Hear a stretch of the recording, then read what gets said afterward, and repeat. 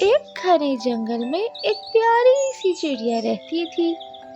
چڑیا نہایت ایماندار اور سچی تھی اور جنگل کے تمام جانور اسے بہت پیار کرتے۔ وہ ہمیشہ سچ بولتی اور دوسروں کی مدد کرتی۔ اسی جنگل میں ایک چالاک لومڑی بھی رہتی تھی جو ہمیشہ جھوٹ بول کر دوسروں کو دھوکہ دیتی اور اپنا فائدہ حاصل کرتی۔ ایک دن جنگل کے بادشاہ شیر کا قیمتی تاج گم ہو گیا۔ یہ تاج جنگل کی شان تھا اور اس کے گم ہونے سے سب جانور پریشان ہو گئے۔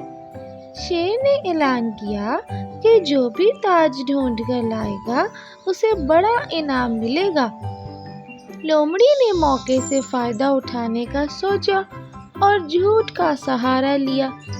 وہ شیر کے پاس گئی اور کہنے لگی، بادشاہ سلامت، میں نے چڑیا کو آپ کا تاج چراتے ہوئے دیکھا ہے۔ شیر یہ سن کر بہت غصے میں آ گیا اور فوراً چڑیا کو بلایا۔ چڑیا یہ سن کر حیران ہو گئی لیکن اس نے ہمت نہ ہاری۔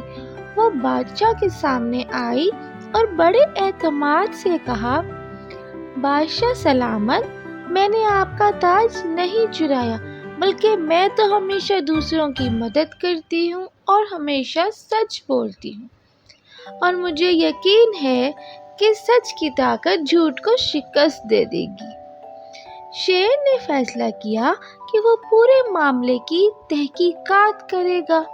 اس نے جنگل کے تمام جانوروں کو جمع کیا اور تاج کی تلاشی شروع کی۔ آخر کار ایک پرانے درخت کے نیچے سے تاج مل گیا۔ یہ وہ جگہ تھی جہاں لومڑی اکثر جایا کرتی تھی اور اس کے علاوہ وہاں کوئی جانور نہیں جاتا تھا۔